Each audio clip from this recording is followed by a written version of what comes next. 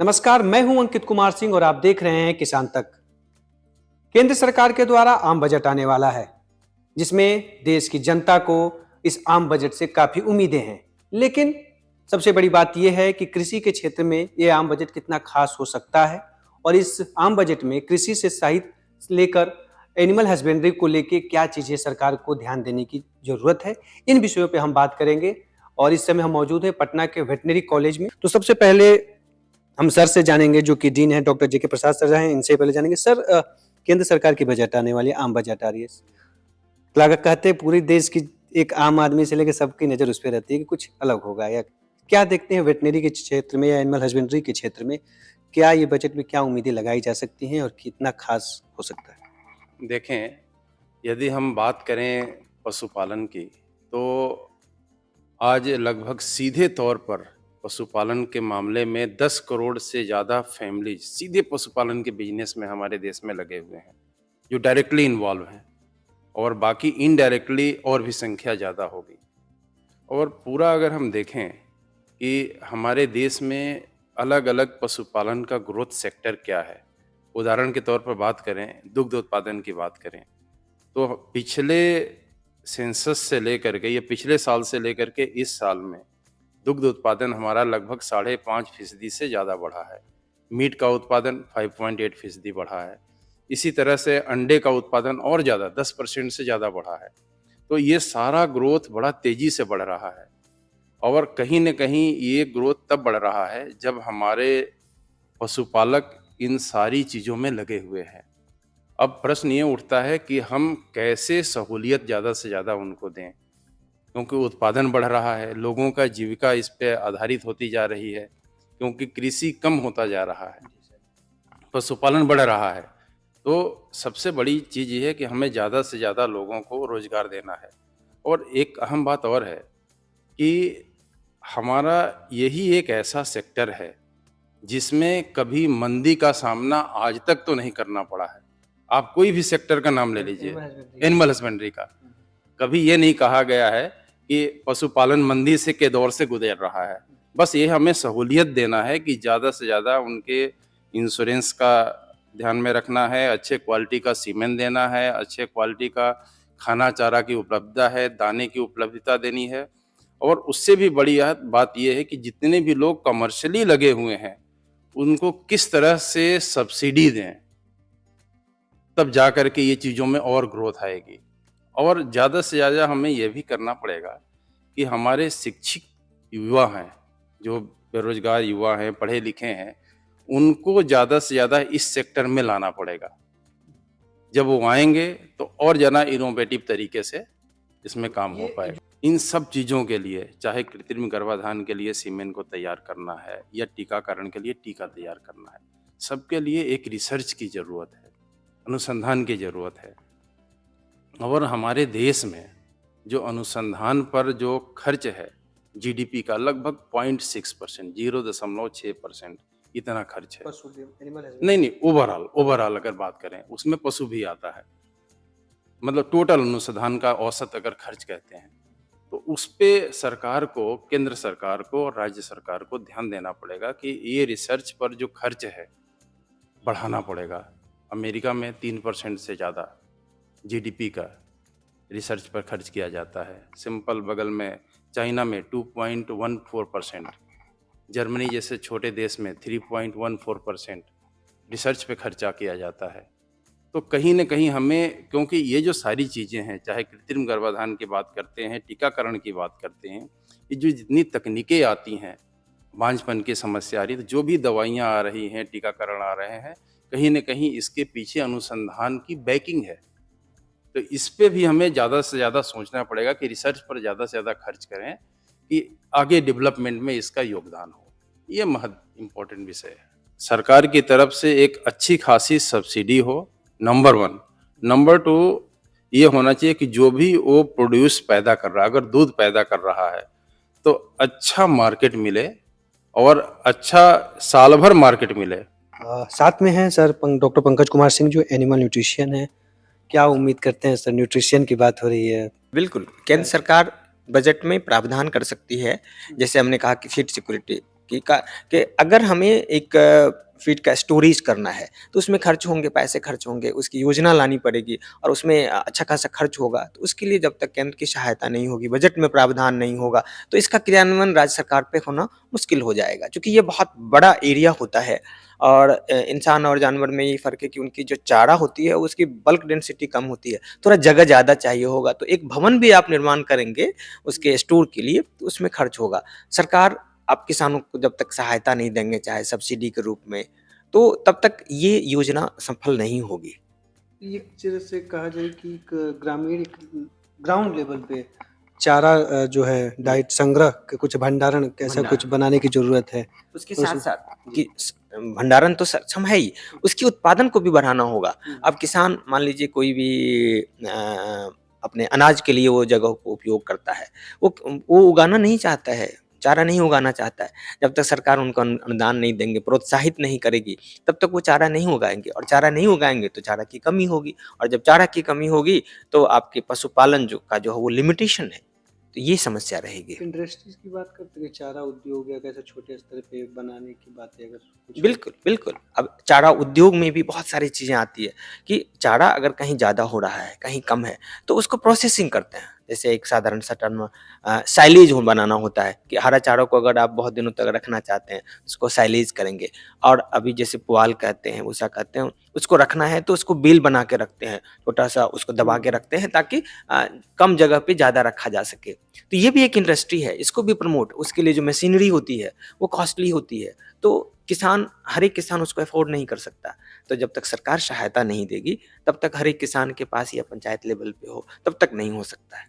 तो इसमें चीजें हों तो कितना मानते हैं कि इकोनॉमिकली सरकार का कुछ मतलब मदद हो सकता है या बेहतर? नहीं, सरकार की तरफ से जैसे अनुदान के तौर पे अगर दें या बजट में प्रोविज़न हो, तो वो ग्रास रूट लेवल पे जाएगी, किसानों तक पहुँचेगी और जब किसानों तक पहुँचेगी, तो वो चारा उत्पादन करेंगे, चारा का भंडारण करेंगे और वो अपने गायों को खिलाएँगे। तो उससे उत्पादन बढ़ेगा और वो जैसे ही उत्पादन बढ़ेगा, तो आपके पर कैपिटा इनकम में इसकी जो है वैल्यू होगी। सीधी-सी बात है, भंडारण और इसको एक ग्रामीण स्तर पे उद्योग के रूप में भी चारे को लेके कि थोड़ा-सा वो अभी चारा का निर्माण या कुछ कंपनियाँ ऐसी चीज़ें खोलें, उन पे सपोर्ट सरकार को देनी चाहिए।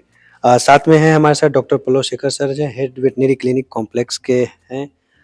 सबसे बड़ी बात सर वही होती है, क्लिनिक वाली सब सवाल है, सब कुछ करिए, आपके ही पास लास्ट में आके कई किसान हार जाते हैं या कोई खुश हो जाते हैं। कैसे देख रहे हैं इस बजट को और आपके क्या मानते हैं इसमें, क्या होना चाहिए? आपने सही कहा। अ, अ, रोकथाम बीमारी लोग हारते हैं, लेकिन उसमें एक खास एक पशु का रोल होता है, एक पशु लेके आते हैं। लेकिन हमको अगर बजट के रूप में देखेंगे तो हमको एक पशु को स्वस्थ नहीं रखना है। हमरे पूरे गाँव या पूरा राज्य में हम देखेंगे कि अगर उसमें सारे पशु के स्वास्थ्य पे ध्यान दिया जाए, तो ही ये क्षेत्र मतलब लाभदायक होगा। क्योंकि बीमारियाँ आते रहती हैं, आउटब्रेक के रूप में बीमारियाँ होती हैं। अभी कुछ बीमारियाँ हैं क्षेत्र में, पूरे देश में। अभी समझिए जैसे कि अभी हम लोगों ने कोरोना को झेला है, तो अभी लंपी स्किन डिजीज़ के बारे में आप सुन रहे हैं।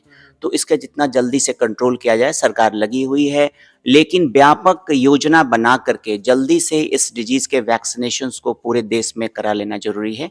इसके साथ बहुत सारे और बीमारियाँ जो पहले से चलती आ रही है, जैसे अभी तक फुट एंड माउथ डिजीज़ का आउटब्रेक कहीं-कहीं देखा जाता है, वो भी बहुत बड़ा इकोनॉमिक लॉस करता है।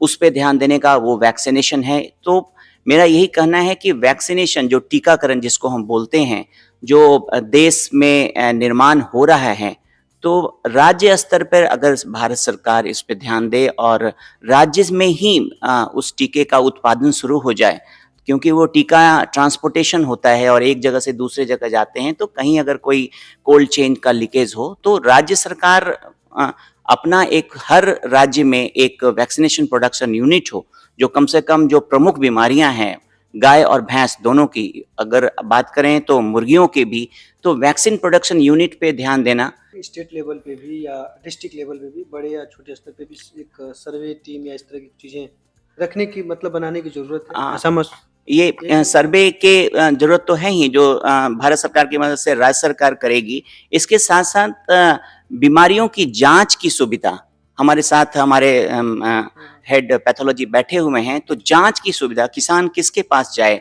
कहाँ जांच कराए, बहुत दूर जाना ना पड़े, तो नज़दीक कम से कम डिस्ट्रिक्ट लेवल पे बीमारियों की जांच की सुविधा अगर हो तो किसान को बहुत ज़्यादा लाभ होगा। लास्ट में सर के बाद जब कुछ हो जाता है तो अंतिम बार आप ही के यहाँ लोग पहुँचते हैं। क्या मानते हैं कि जो पशु डेथ कर जाते हैं तो लोग उसको फेंक देते हैं या चीज़ें चल उसको लेके कुछ चीज़ें हैं जो आप सोच रहे हैं कि बजट में सरकार ले तो शायद उस मरने के बाद भी हम पशुओं का जो उसके बॉडी है उसका उपयोग कर सके, एक अच्छा चीज़ कर सके? बिल्कुल सही और वस्तुपरक आपने सवाल किया है कि पशु के जो शव होते हैं, उनका निस्तारण कैसे किया जाए और उसमें क्या पहल की जा सकती है। देखिए, निस्तारण करने की जो विधि है, वो प्रमुख तौर पे 4 तरीके से की जाती है। उसमें सर्वप्रथम उनका दफनाना होता है, बरियल मेथड है, दूसरा इंसेरिनेशन है और तीसरा रेंडरिंग है और चौथा कंपोस्टिंग है। इसके अलावा और भी मेथड है, लेकिन ये प्रमुख 4 विधाएँ हैं जिसके द्वारा हम पशुओं के शव का सेफ डिस्पोज़ल कर सकते हैं। उसमें हमारी राज्य सरकार की प्राथमिकता हो सकती है, हमारे यहाँ रेंडरिंग प्लांट नहीं है, जिसका प्रतिपादन मेथड बोलते हैं। उसमें पशु के शव का समुचित उपयोग हो जाता है, ठीक है?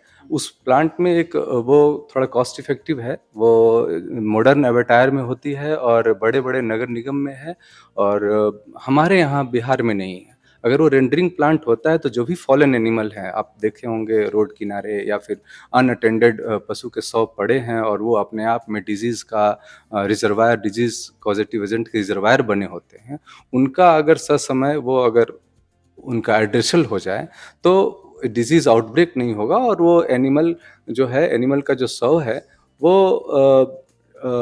उसका यूज़ हो जाएगा, उसका हर एक पार्ट का यूज़ हो जाता है, उसमें से लार्ड निकलता है, उसमें जो उसके फ्लेश जो कुक होके निकलते हैं उसको कैटल फीड के एडिटिव्स के तौर पर यूज़ किया जाता है, फिश मील के तौर पर जो प्रोटीन मील फ्लैश मिल को तैयार करते हैं। मतलब वो एक ऐसा प्लांट है, रेंडरिंग प्लांट, करोड़ 2 करोड़ 2.5 करोड़ का बजट होता है उसका, लेकिन हमारे यहाँ है नहीं। अगर वो हो तो अच्छी बात है। दूसरी, हमारे यहाँ इंसिनरेटर प्लांट नहीं है, इंसिनरेटर नहीं है।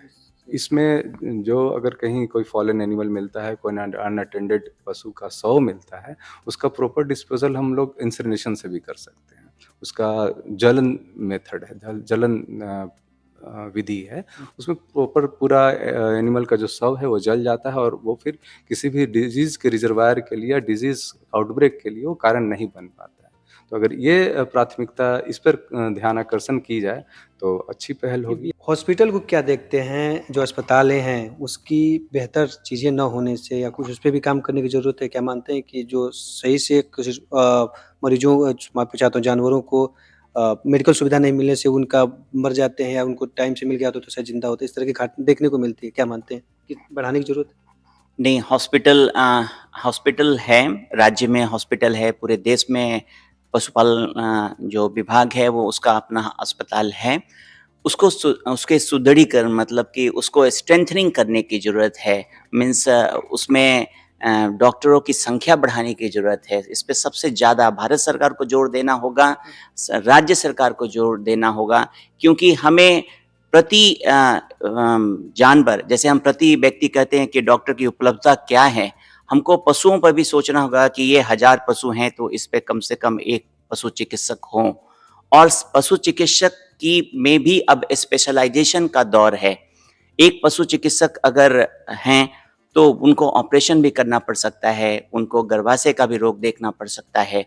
तो एक से ज़्यादा पशु चिकित्सक की वहाँ पे ज़रूरत पड़ेगी और ख़ास करके उनको वहीं पे रहने का आवास व्यवस्था अगर आप उनको सुविधा देंगे तो वो अच्छे ढंग से काम कर सकेंगे। और सबसे ज़रूरी चीज़ है कि उनके सहायक की कमी कभी-कभी देखी जाती है।